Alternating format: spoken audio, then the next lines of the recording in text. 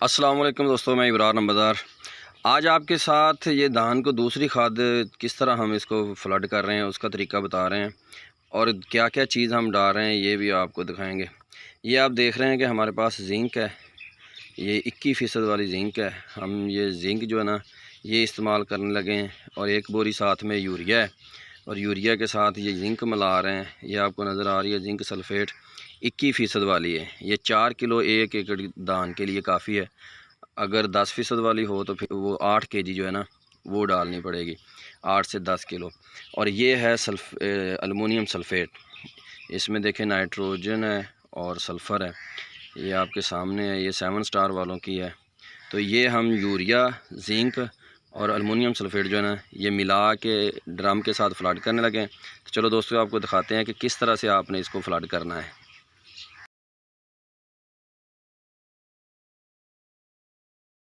तो जी दोस्तों, ये आप देख रहे हैं कि ड्रम है और ड्रम के अंदर ये अल्मोनियम सल्फेट एक बोरी डाल रहे हैं।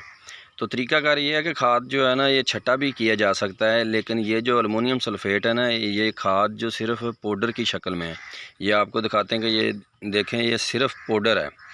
ये देखें ये पाउडर है और पाउडर की वजह से इसको छटा नहीं कर रहे। इसको अभी ड्रम के साथ फ्लड करेंगे और यूरिया जो है ना उसका छटा किया जाता है तो वो बड़ा बेहतरीन रहता है। लेकिन ये हम यूरिया के इसके साथ ही इस्तेमाल करने लगे हैं कि अल्मोनियम सल्फेट और यूरिया ये दोनों मिला के हम इसको ड्रम के साथ फ्लड करेंगे। ये एक ही ड्रम है, इसके अंदर पहले अल्मोनियम सल्फेट डाल दिया है और बाद में ये देखें ये यूरिया डाल रहे हैं। एक बोरी अल्मोनियम सल्फेट 50 केजी वाली और एक बोरी ये यूरिया की है सरसब्ज़ वालों की, ये भी 50 केजी है।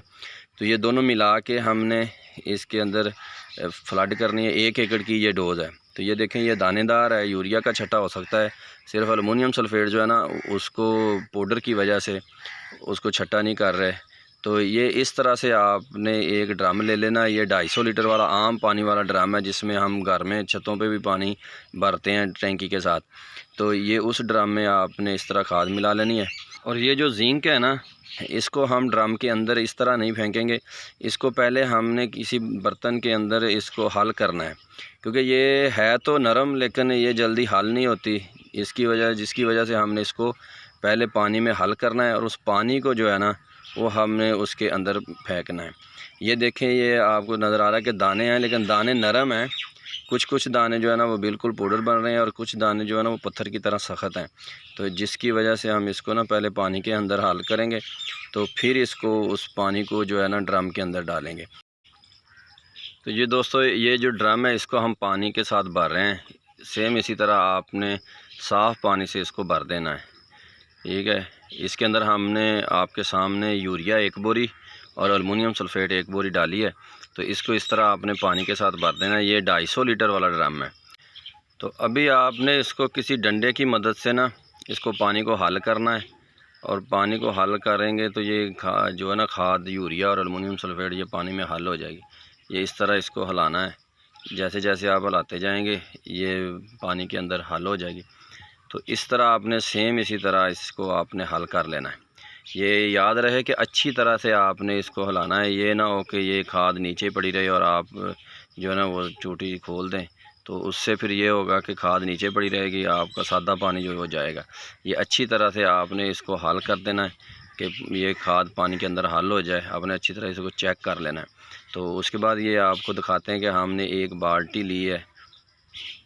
ये बाल्टी जो है ना इसके अंदर हम थोड़ा सा पानी डालेंगे और ये जिंक सल्फेट जो है ना इसको हाथ की मदद से हल करके इसको ड्रम के अंदर डालेंगे। इससे ये है कि ये हल हो के ना अंदर जाएगी ड्रम के। नहीं तो ऐसे अगर ड्रम के अंदर डाल दे तो ये नीचे पड़ी रहेगी एंड तक। फिर जब एंड हो जाएगा तो ये नीचे से मिलेगी। फ़ायदा नहीं है इसका इतना होगा, असर तो होगा मतलब, लेकिन वो जो हल हो के पानी में इस तरह हम फेंकेंगे ना ये सारी हल हो जाएगी। तो इस तरह आपने हाथ की मदद से इसको अच्छी तरह हल कर लेना है। इसका कोई नुकसान नहीं है, हाथ को भी कोई नुकसान नहीं है, ज़हर नहीं है। तो इसको आपने इस तरह ना अच्छी तरह से पानी के अंदर हल करके तो 3-4 दफ़ा आप पानी डाल के इसको इस हाथ की मदद से हिलाएंगे तो ये पानी के अंदर अच्छी तरह हल हो जाएगी। तो इस हल शुदा पानी को आपने ड्रम के अंदर डाल देना है। तो फिर आपने डंडे की मदद से हल्का सा हिला के उसके बाद टूटी खोल देनी है। तो जैसे जैसे पानी चलता जाएगा वैसे वैसे साथ हल्की हल्की खाद भी जो है ना वो चलती जाएगी। تو یہ دیکھیے ابھی ہم نے تھوڑی بہت ہلا دی ہے، اس کو جو پانی ہے اس کو اس کے اندر پھینک دیں گے، باقی نیچے وہ بچ گئی ہے، وہ جو بچی ہے اس کو دوبارہ پھر نیا پانی ڈال کے اس طرح حل کریں گے۔ تو یہ 3-4 دفعہ آپ جب اس طرح پانی کے ساتھ نئے پانی کے ساتھ حل کریں گے نا، تو یہ 3-4 دفعہ حل کرنے سے ساری جو ہے نا زنک یہ حل ہو جائے گی۔ تو ہاتھ کی مدد سے آپ اس کو حل کر کے تو ڈرم کے اندر ڈالیں۔ کچھ اور بھی کمپنیوں کی زنک ہوتی ہے، وہ پاؤڈر شیپ ہوتی ہے، وہ پاؤڈر کو آپ نے کیا کرنا، وہ آپ نے سیدھا ہی ڈرم کے اندر پھینک دینا، وہ حل ہو جائے گا۔ یہ دانے دار ہے جس کی وجہ سے ہم اس کو پانی میں حل کر کے تو پھر ڈرم کے اندر ڈال رہے ہیں۔ یہ کمپنی نے نہیں بولا کہ اس کو پہلے پانی کے ساتھ حل کرنا، یہ ہمارا اپنا طریقہ ہے کہ ہم اس کو پانی کے باہر یعنی کہ حل کر کے اس طرح پھر ڈرم کے اندر پھینکیں کہ یہ ڈرم کے اندر ہم کو پتہ ہو کہ زنک جو ہے نا یہ نیچے بیٹھی نہیں ہے، یہ حل ہو گئی ہے۔ تو اس طرح آپ نے ہاتھ کی مدد سے جو ہے نا اس کو حل کر لینا ہے۔ تو اس کو ہم پھر دوبارہ 2 سے 3 دفعہ یا 4 دفعہ پانی ڈالیں گے تو یہ انشاءاللہ پانی کے اندر حل ہو جائے گی۔ تو اس طرح سے جو ہے نا آپ نے اس کو دوبارہ پھر یہ دیکھیں ہم نے 2 دفعہ پانی ڈالا ہے تو ابھی بھی نیچے باقی ہے، تو یہ 3-4 دفعہ ڈالنے کے بعد نا یہ حل ہو جائے گی۔ تو دوستو اس طرح سے یہ دیکھیں یہ ہم ابھی پانی لگا چکے ہیں، تو جیسے جیسے یہ پانی چل رہا ہے یہ آپ کو نظر آ رہا ہے کہ یہ ٹوٹی جو ہے نا ہم نے کھول رکھی ہے، تو جیسے جیسے یہ پانی جا رہا ہے اس کے ساتھ ساتھ یہ جو ہے نا سارا ایسے ہی جاتا رہے گا پانی۔ اور یاد رہے کہ جب آپ نے یہ پانی ڈرم کے ساتھ لگانا ہے نا تو پہلے دھان میں پانی جو ہے نا بہت کم ہونا چاہیے، یعنی کہ بالکل بھی خشک نہیں، یعنی کہ گارا ہونا چاہیے، لیکن یہ نہیں کہ پانی کھڑا ہو، پانی نہیں کھڑا ہونا چاہیے۔ اس سے یہ ہوگا کہ آپ اگر پانی کھڑے میں لگائیں گے نا تو ہو سکتا ہے کہ کھاد پورے ایکڑ میں اچھی طرح سے نہ جائے۔ اگر پانی خشک ہوگا کہیں کہیں وہ کھڑا ہوگا تو جب آپ پانی اچھی طرح پھر اس کو بھر کے لگائیں گے تو کھاد جو ہے نا یہ ہر جگہ پر پہنچ جائے گی۔